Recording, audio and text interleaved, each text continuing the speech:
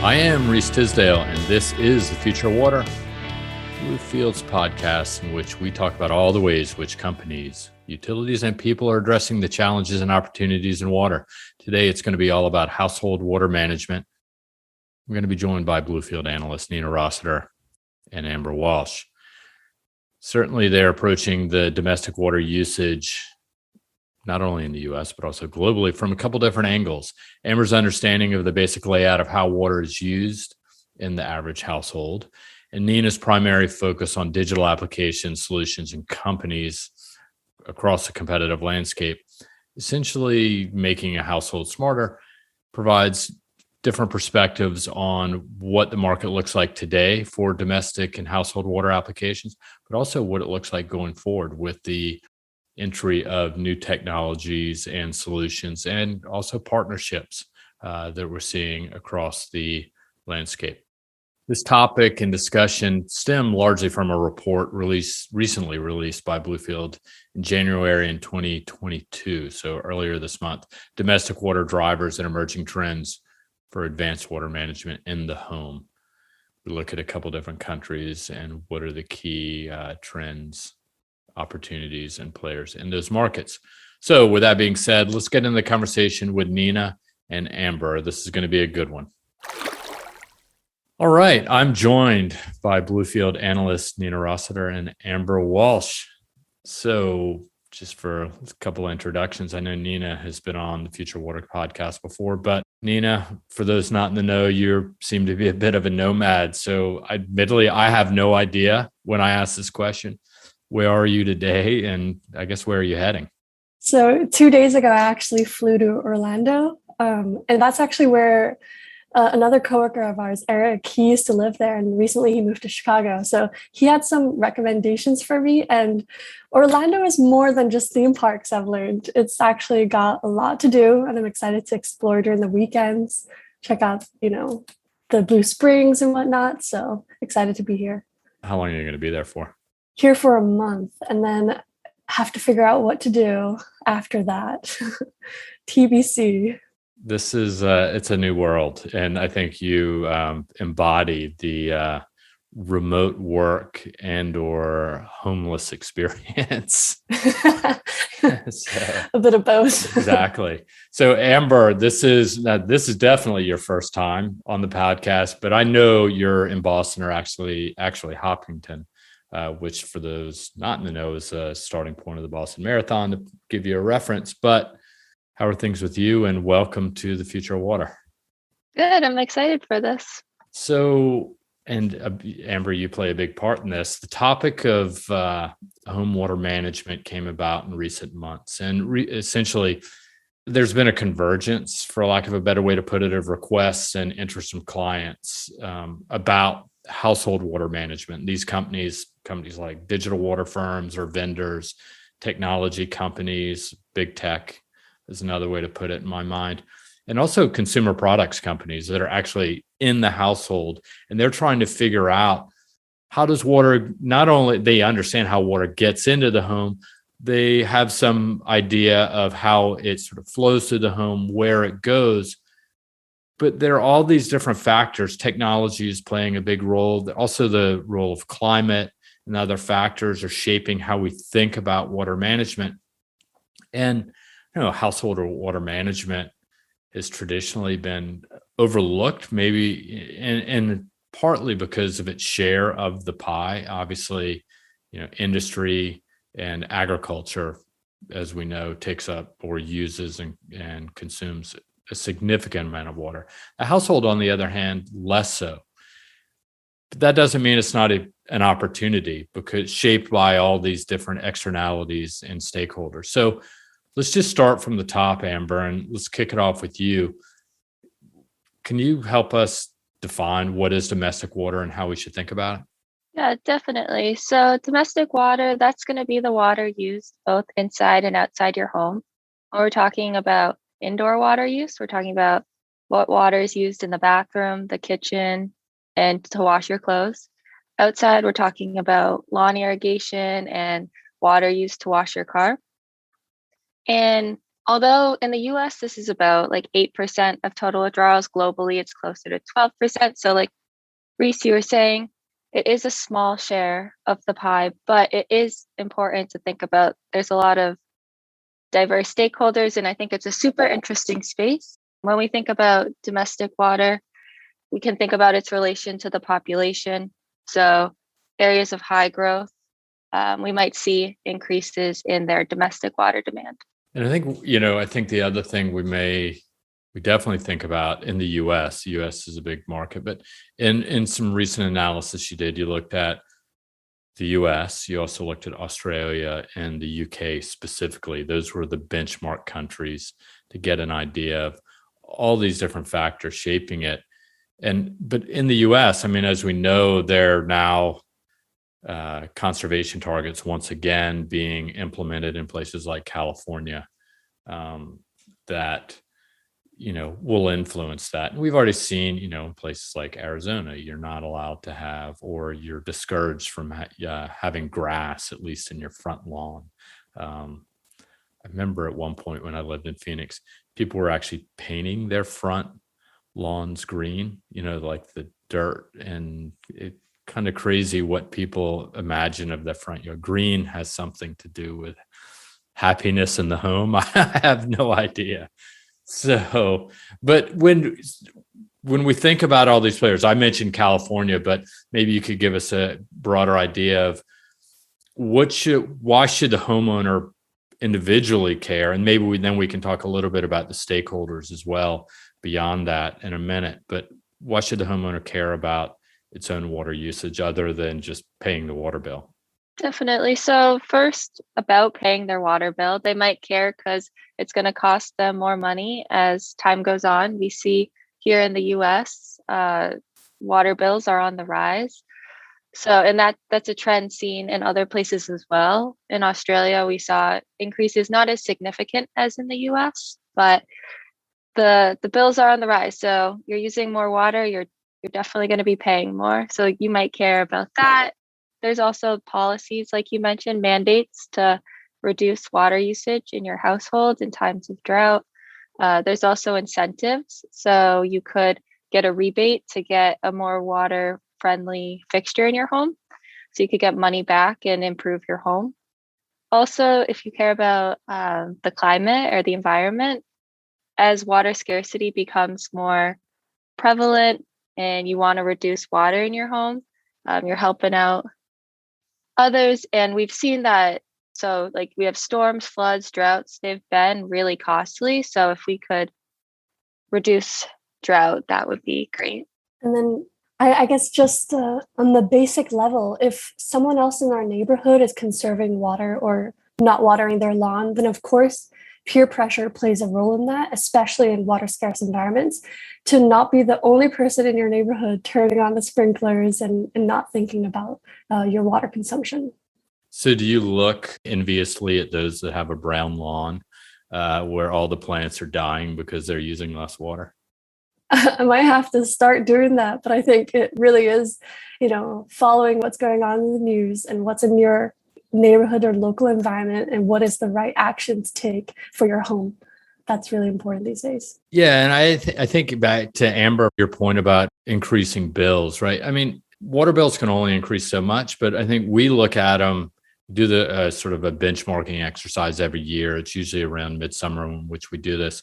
But I think the average water bill in the US is 80 to 100 US dollars. I don't have the exact number right at my fingertips, but I think that would be a monthly bill. So then but that is bifurcated really between water and wastewater. And we do have control of really the water usage. We have less control of the wastewater, right? It's sort of passing through the system. But that's more than half of your water-related utility bill. And I think that's where a number of different players see not only a longer-term opportunity for on-site water reuse, treatment and reuse, or other applications. So therefore, if you reduce your water usage and consumption within the house, your wastewater bill ideally will go down at the same time. So it's kind of a bit of a twofer if you will, when it comes to efficiencies and advantages. So real quickly, I mean, I think we're all at home or a home right now. So where's the water being used? Yeah, so like we mentioned earlier, indoors, a large portion of your water use happens in the bathroom. So in the US, toilets account for about 24% of indoor water use. You have your sinks, showers, baths. When we go to the kitchen, we have a sink, we have our dishwasher. When we clean our clothes, we have our washing machine. And a big portion of water use actually goes to leaks. So identifying those leaks and fixing them could even decrease that water bill. And then outdoors, like mentioned earlier, watering your lawn to make it that nice green color and to wash your car uses up a lot of water. Yeah, I mean, I think the number that you said about 50% or half the water is in the bathrooms, and then 30% is outside the home. So for irrigation, I would imagine that's where a lot of the leakage happens. But I think, quite honestly, I don't think a lot of homeowners know if there are leaks in the household, right? You could just have a slow leak. I mean, just your stopper in your toilet could just be running and you're losing gallons and gallons. And look, if the price of water is so low or it can only increase so much, then you may not think that much of it. Now, it depends on the demographics, how much you care, but this is where there's this sort of interesting play. And this is where I'd like to get you more involved in the conversation, Nina, is really the role of technology. And this is something you've been looking at, not only at the interface, so like the meters between the utility and the house, but also increasingly what's happening in the home. Because I think when I think about, I mean, you raised it, peer pressure, what are your neighbors doing? I mean, admittedly, get a report every month, and I've said this on this podcast, as well as Dave McGimpsey's Water Values podcast, that I get a monthly report telling me how my energy usage from my thermostat varies compared to people in my neighborhood or my zip code, right? It tells me, hey, you're higher, lower. There's a little bit of that. And that's what sort of a cloud-based data platform enables homes to do. And certainly it works for certain demographics, but hey, if that's a starting point, then fine, you got to start somewhere. It's not like everybody in the world is going to start deploying digital solutions in the home for water management. So I don't ramble on, Nina, why don't you give us a little heads up on what is happening with digital and how it's impacting home water management? Sure. So I guess digitalization, it is really changing the domestic water market. And like you said, it's a lot to do and made possible with data, or more specifically, data analysis, since it does allow the utility and not only the home, of course, be more energy efficient, manage leaks. It improves our customer engagement. And when we think about the opportunities for monitoring or to have those improvements, the easiest way, or one of the top of mind ways, is just water quality monitoring. For example, there's a US startup and it's called Spout or Safe Spout, and they've been targeting leak detection for in-home drinking water. So basically they just combine the hardware and the software. There's a small disposable cartridge and you fill that with your tap water, and then you insert it into a reader. And with your smartphone app, you're able to actually see real-time results. So that's like a quick way that people can use digital to figure out their water quality in their home. But in the domestic market, there are several players that do work with utilities, and I can go into that further. But I know that Amber has worked a lot with understanding on-site reuse, and that is a role that has been improving water in the home. Yeah, so I would say, when it comes to things like Google Home and Alexa, is that an opportunity for information or information sharing? Yes, it is. And Amazon, they've released Sidewalk, which is something that's pretty interesting. It's a mesh network. And what it does is it connects with all our devices that are connected to Amazon. It creates this Wi-Fi basically capability. So a way that it could be used in water is with metering, because nowadays instead of just manual meters and getting the meter readers to go to your homes every month to check for your water consumption, we are shifting to AMR, or maybe more specifically AMI, for large utilities. And that really reduces the workforce, but it also allows for more data analysis for water consumption. And having these sidewalk devices out there means that we can connect the data from the meter straight to the utility, and then that allows the utility to analyze the data. And of course, we are seeing other players expand into this sort of hardware data move, whether it's via M&A or internal R&D. And so, for example, it's like Badger Meter. They are expanding beyond just their typical meter capabilities, and they're buying water quality players. So that allows them to go further upstream and see, get access into the distribution side of the network. So, all right, that's helpful. So, all right, so there's this hardware, software players in it. And this sort of now back to you, Amber, which I think where Nina was going. And who are the stakeholders who would be interested in this? I mean, we've talked about the homeowner, but how could these vendors get into the home? Through partnerships, or what are some paths to do so? Yeah, definitely. So one that we see actually vary a lot. So insurance companies. So we mentioned the smart leak detection systems like Flow by Moen and Flume. So they have these systems that they'll detect if you have a leak, how much water you're using. The key thing insurance companies are looking at here is the leak prevention. So if your homeowner can detect the leak and get it fixed ASAP, then you're not going to have that costly claim that's going to cost the insurance company a ton of money. So that's a key stakeholder that we see. Another group is just the appliance manufacturers. They're getting into these partnerships with the smart home players. So you'll see Kohler partnered with Finn, Flow by Moen. So Moen partnered with Flow. So they're trying to kind of move with this market in digitalize.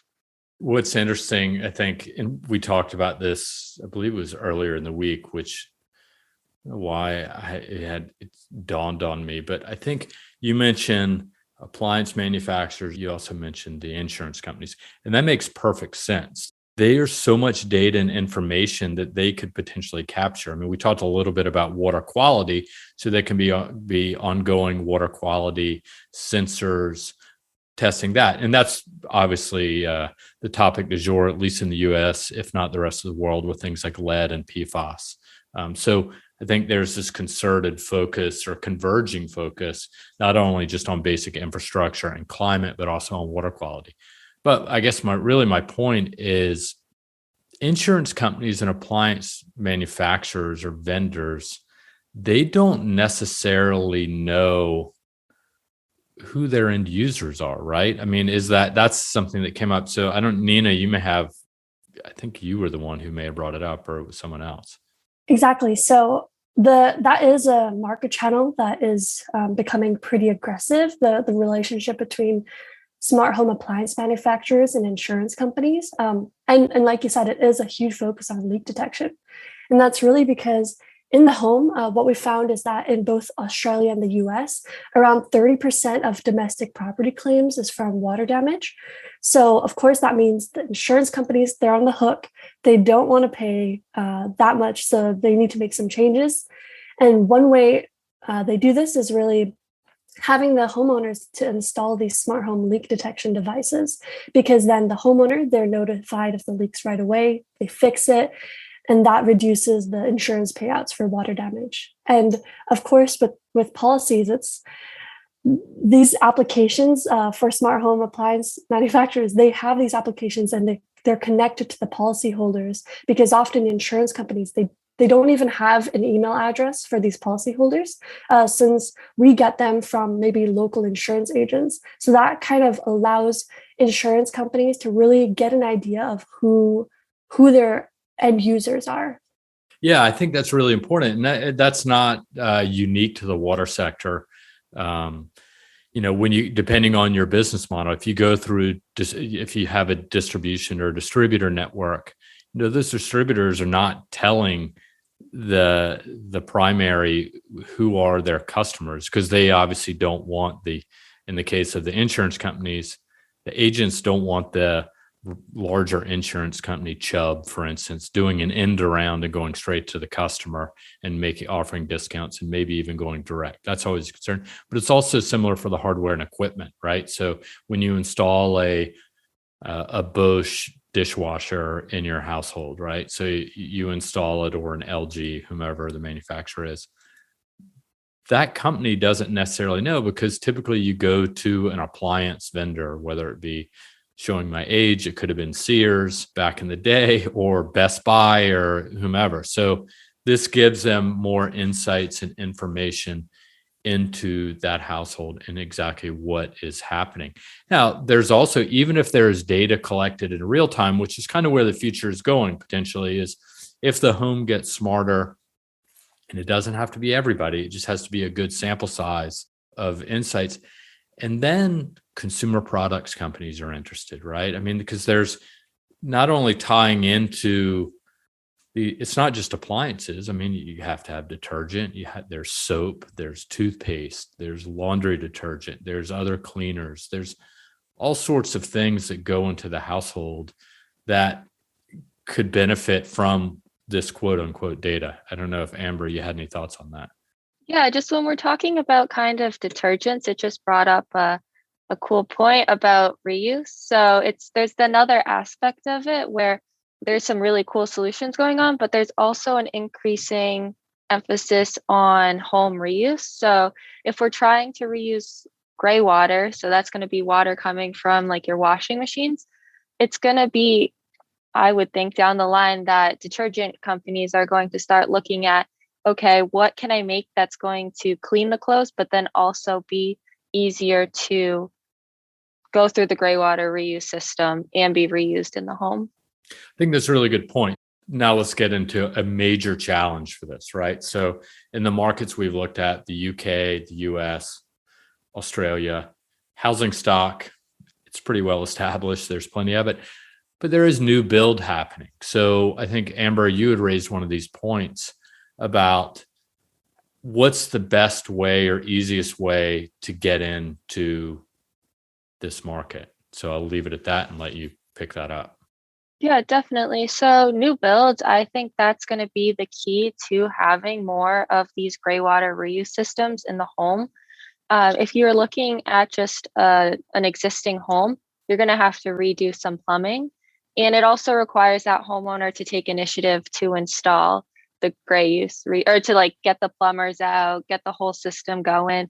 And that doesn't really happen that often, even with incentives like rebates. So I think if you just have it in a new home, it gets the product sold and we get an increase in reuse without wait. I feel like the market, if we go through existing homes, is just going to be much slower than putting it in new builds.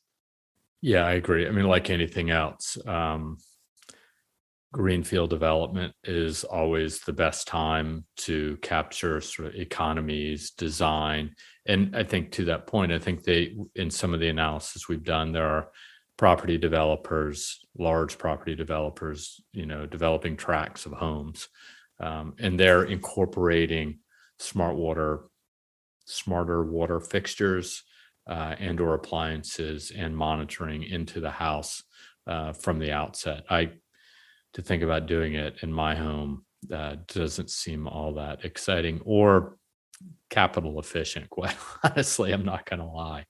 That is a challenge in and of itself. And then I think ultimately, Eric Bendler and I have talked about this in some detail about what is the role of the utility in this discussion, and I don't say that we've butted heads is not exactly right, but question is this a threat to the utilities? Is it an opportunity to the utilities? Because really the utility kind of stops at the door, right? I mean, that's really what they care about. So when your house floods, it's not on your water utility, but what they want to know is that meter data. So look, I think this is a really interesting report. We've had several really interesting discussions with clients about this report that we put out. I know a lot of work went into it. It's really interesting. And it brings together a lot of key trends and factors we're looking at. One, there's the climate issue, whether it be in Australia, the US, and to some extent in the UK as well.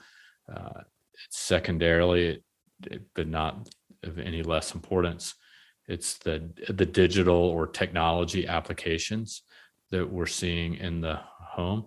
And I think when you bring and then I say thirdly, a number of different stakeholders that I don't want to say have overlooked. I think technology has enabled a whole new group of stakeholders to participate in this, right? And so rather than you could easily say, oh, this is never going to happen, the market's too fragmented. But if you narrow the scope and say, okay, there's slices of the pie where there's going to be really active participation in this and adoption, then I think that's where it all starts. And I think the analogy I've used with others is that there was one point where mobile telephony in Africa was really a small slice of the global pie for mobile telephony. But ultimately it became huge. It became a leapfrog technology that eliminated sort of landline infrastructure in many respects and connected a lot of people. So while it maybe seemed to be a small slice of pie, the growth could be immense. And a certain slice of homeowners, and you could throw me in that bucket, it's a lot easier to sell me something than it is maybe the agriculture sector, right? There's a point source problem that can be identified, whereas in agriculture, it's definitely more diffuse in sort of putting your finger on the problem. So with that being said, let's sort of wrap this up. And this is what I typically do with anybody who's on this. And I'll start with you, Nina. What are you working on now going forward? And what can we look for? Sure thing. So I guess starting the new year, we have been doing, or I guess late last year, we did a lot of research and we're continuing to do a lot of research on the metering landscape, just seeing the moving parts and who are the new stakeholders that are coming in or the market entrants. So because of that, we'll be creating a market insight at some point, probably early Q2, I imagine. And that's really a lot of my focus currently. No, that sounds great. That'll be really interesting because I know we've been looking in that and there's good data coming out and conversations coming out of that. So Amber, what's on your plate? Yeah, so I'm looking at corporate sustainability. So we just had a food and bev corporate sustainability report come out, a little plug. But then next we'll look at semiconductors and down the line, potentially data centers. So just what are companies doing to reduce their water use? What technologies are coming up in that space? And then also a little down the line, a cost of water report. So just comparing what does different water supplies cost? Yeah, that'll be really interesting. There's been a fair amount of back and forth on that one. And the data centers, I thought of you this morning because I was, my friend Guy Zeeby, who does, I think telecom, he has a telecom market research firm focused on Africa. He just put something out on data centers in Africa. And literally I have it because I woke up this morning, turned on my phone and saw that Guy had just published something on it. So I thought that was really interesting and aligns with that sector. We've looked at data centers in the past, kind of gets back to the technology and sort of a changing landscape for water demand. And that's one area that's been of interest. So, all right, guys. Well, look, thanks a million for in a pretty quick turnaround. I kind of threw this on your laps to say, hey, this is pretty interesting. I know you guys been working on this. So thanks for participating. And I look forward to the next conversation, whether it just be on Zoom later today or on the podcast. So thanks a million for taking part. Great, thank you. Thanks for having us. Absolutely. Talk soon. All right, that's a wrap. It's still January, so I'm obligated to wish everyone a happy new year and 2022 still. You only got a couple days left. But before we sign off, please subscribe to the Future of Water podcast and give us a review. You can do that on Apple, or you can just download and subscribe on all the other podcast platforms. If you have any interesting topics you'd like us to discuss, you can contact us at waterexperts@bluefieldresearch.com. And lastly, tell a friend about it, pass it off to colleagues, make sure other people are getting some, what I think are interesting tidbits about what's happening in the water sector. It's always evolving and a good thing to listen to as you're doing the dishes. This podcast and these water industry insights have been brought to you by the one and only Bluefield Research. To learn more about us, visit us at bluefieldresearch.com. Talk soon. Be safe. Be well.